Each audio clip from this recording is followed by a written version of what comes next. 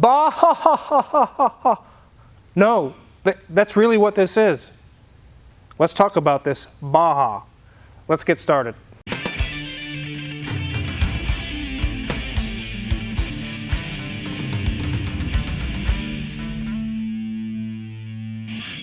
So this is a 2003 Subaru Baja.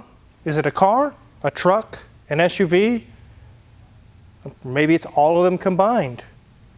Yes, this is the year with blown head gaskets, or the era, I should say. And this one came in with no air conditioning, right in the midst of this Midwest heat wave we're in, where it's 105 every day from here for the next week or so. Very, very hot. This is the wrong time for AC to die, but luckily it's already fixed. But we're going to talk about what was wrong and what we did to fix it. This one is definitely a daily driver. It's got dents and dings all over it. It's meant to go back and forth to work. It is not a showpiece. But these are good cars. Yes, they do have the head gasket issues. They're known for that. But other than that, a Subaru really is a good car. Let's go ahead and take a walk around and look at it, and then we'll dive into how do you know if it has blown head gaskets and what happened to the AC on this thing. So as we can see, this thing has got some age on it, some miles. It's got some yellowed headlights. You can look at the hood up here and tell it looks like Wolverine took a few scrapes out of it. So as we go along, we look at the cladding. We can see there's a little gouge here. There's some scrapes where somebody's feet has dragged over the years. There's a little tear here. But all in all, really, it's pretty nice. It's in pretty good shape back here. It has the tiniest little bed, Mrs. Wizard.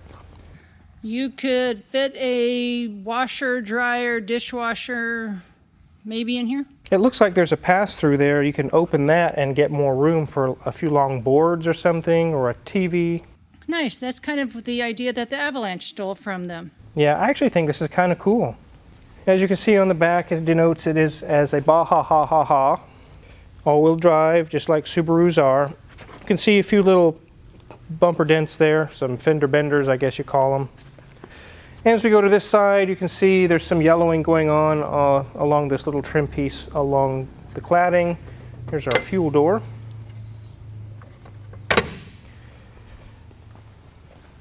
This side is in a little bit better condition than the other side. A few little scrapes in the paint, and like I mentioned, it's a daily driver. We'll let Mrs. Wizard give you guys a tour of the interior, and then we're going to dive in under the hood. Okay, ladies and gents, as always, we start at that gauge cluster, and you can see it has 188,000 miles on this thing. And for that many miles, interior-wise, it's looking pretty good. If we look up there at that dash, it's looking, crack-free. You don't see foam guts sticking out anywhere. It's in really good condition. As we move to our center console area, we can see that they have updated it to the 21st century and added a JVC stereo that appears to have Bluetooth connectivity. In addition, they have added a little bit of a boost to their radio as well down there. It is an automatic, which does make this a little bit simpler to drive. I don't know if that makes this so much of the Baja Blast, but it is still an easy to maneuver vehicle. As we look, we have cloth seats, and we have cloth also accents on our door cards, both of which are in really good condition. As we move to the back seat, in great shape as well. It is a 4-seat car, not a 5-seater. There is a bench in the back, but there is a nice little console there that you can, tuck in drinks and other little hideaway goodies. It does appear that they have a dog that loves to roam around back there, so we do see some hair in there, but again, no rips or tears in that seat. As we slide up, the headliner, it's looking good. Maybe a little dusty there, here and there, but no sags, no tears, no rips.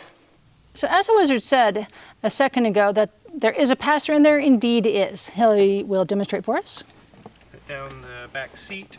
Just put that down, and lo and behold, it's definitely got some nice plastic here to keep it safe, and it has a nice little spot that it keeps that held down. So this can extend the bed quite a bit. Thank you, wizard.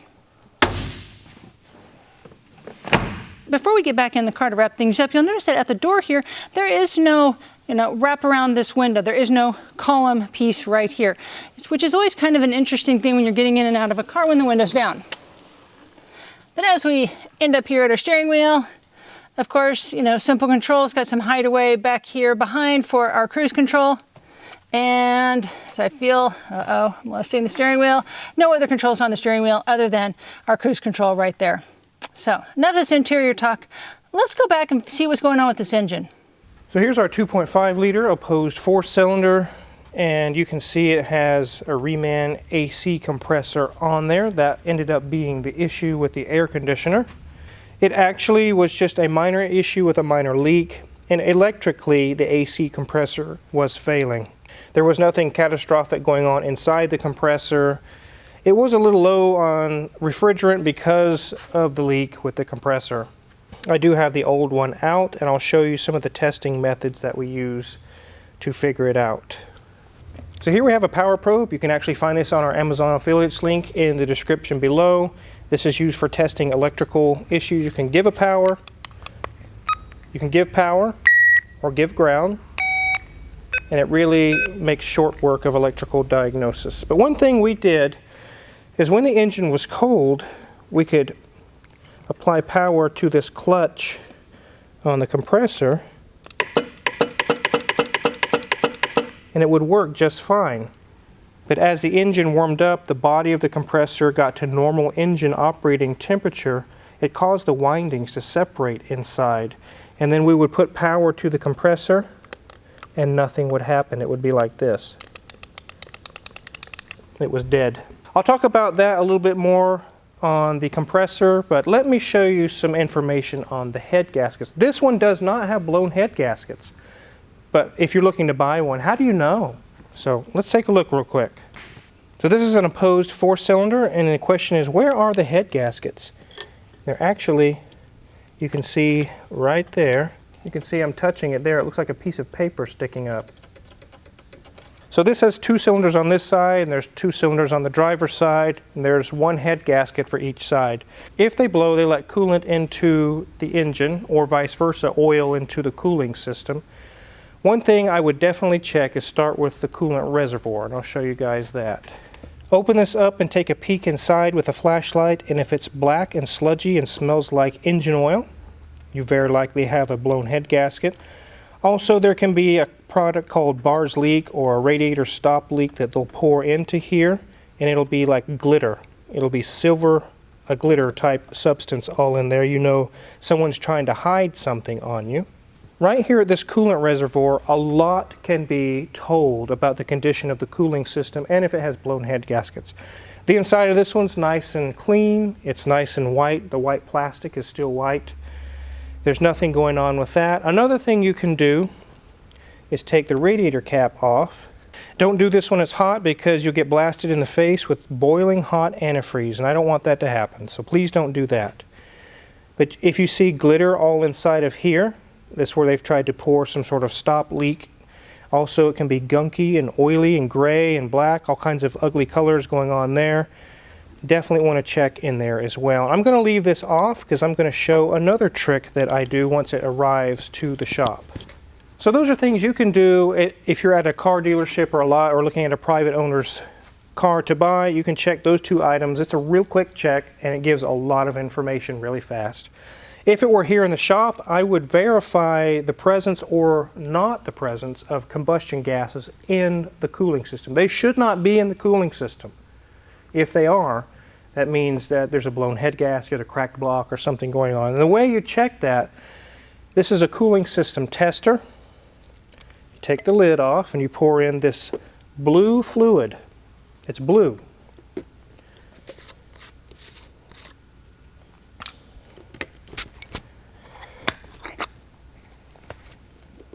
You fill it up to the line, just like so. Put the lid back on. And now we're going to take hits from the bong. No, I'm just kidding. No, we're not doing that. We don't do that. Don't do that, kids. That's very, very bad. I have a vacuum line right here that plugs into the top. And it does kind of look kind of silly when I...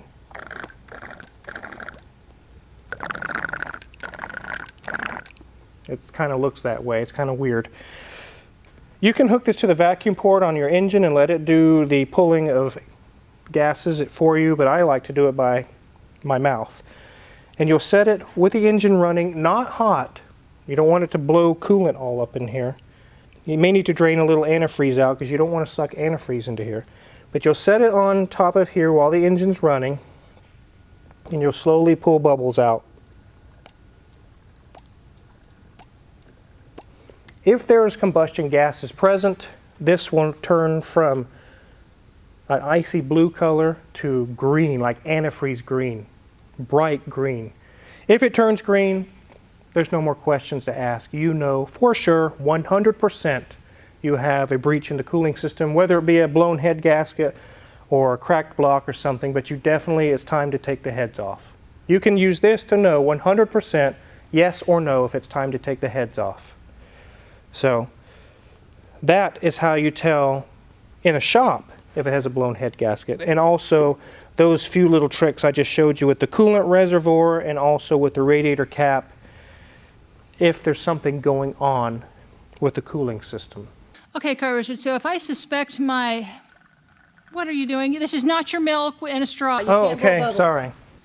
Okay, so if I suspect maybe I could have a blown head gasket, what should I do with my car? Take it to a shop and they'll do this test right here, and then they'll let you know on the phone if it's going to be a quick little fix, something small going on, or if it's going to be thousands to fix blown head gaskets. So should I keep driving it? If you have a car that's exhibiting the signs of a blown head gasket and it's going all the way to the H on the temperature gauge, don't push your luck. Don't say, I got 30 more miles to go, I'll see if I can make it. Just pull over. It's probably going to cost a couple to $3,000 to have your head gaskets replaced. If you keep driving it and warp the block or do some serious damage, it could be $8 to $10,000. New engines today on these cars are Fords or Chevys. They're not $1,500 anymore like they used to be. They're $3,000 to $5,000. And then you add some labor and fluids and whatever parts else they'll find while they have your engine out, and pretty soon you're to $8,000 really fast. So if you're overheating and you're thinking I can make it home, just picture $8,000 in your head and go, no, I'm not doing the $8,000 thing. I'm going to pull over and call the tow truck because that's cheaper than $8,000. Back to the AC compressor. When you have a situation with no AC blowing cold in your car, in the shop the first order of business is to get angry R2D2, as Tyler calls it. It's our AC machine that evacuates Freon, recharges, it does everything legit-wise as far as following the rules with refrigerant. The first order of business is the Freon even there, the refrigerant. Is it gone? You can find that out by doing an evacuation. If it says there was nothing in the system, then you know you have a large leak somewhere. This one was a little low, just low enough to shut off the system. We reclaimed all the refrigerant, charged it back up, and the AC worked. Went and drove it and said, hey, I guess that's all it needed, but it wasn't. But as soon as the engine got warmed up to normal operating temperature, the AC quit. It would just shut off. I did the test just like I showed you. I disconnected the wire here and used our handy dandy power probe. And sure enough, when it was warmed up, you could put power all day long to the compressor, it would do nothing. Now the argument can be made, why don't you just replace the clutch? Because the clutch is $100. And then you pay us $100 to pull it all apart, get the special pullers and do everything. And by the time you've paid $200 or more for us to fix your clutch, it's the same cost for a brand new compressor.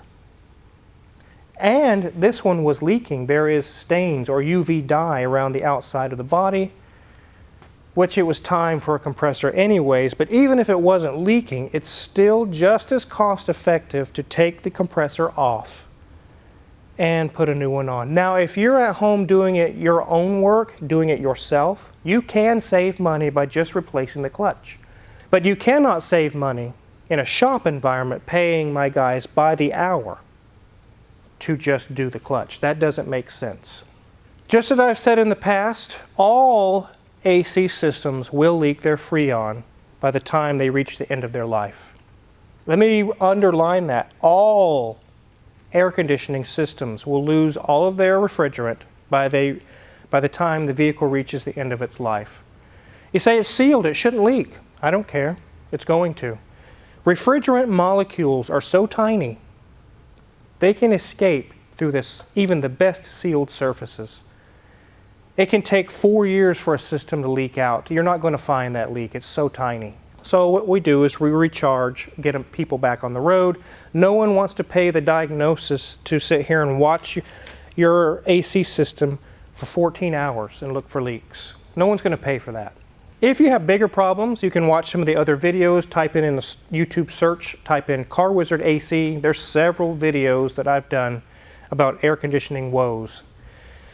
But this situation here, the clutch was bad, it was electrically bad, also it was starting to leak a little bit. It was time for a new compressor. It was not time for an entire system because it had not catastrophically failed sending metal into the system. Now back to the head gasket issues. Just because a car is known to have issues doesn't mean all of them have the issues. The actual number of cars that got the blown head gaskets on these is probably less than 20%. But it never fails that you're the guy or girl or whoever you identify as that's purchasing one of these cars. You happen to get the one that's got the blown head gasket. It just never fails. It always happens that way. So make sure to use those key little tricks that I showed you if you're looking at a Subaru, or really any car, at a dealer lot or a private seller. Check the coolant reservoir, check underneath the radiator cap while it's cold.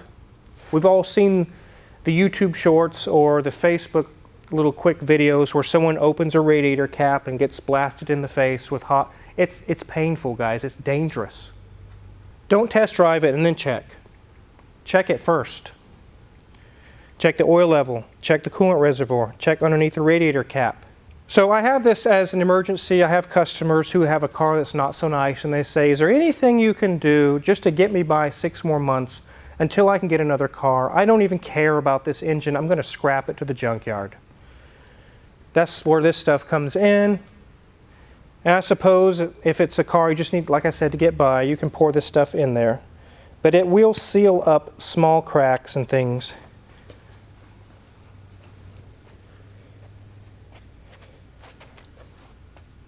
And you can see it's like a brown powder with little metal flakes in it. And it actually has a strange smell like ginger root or something.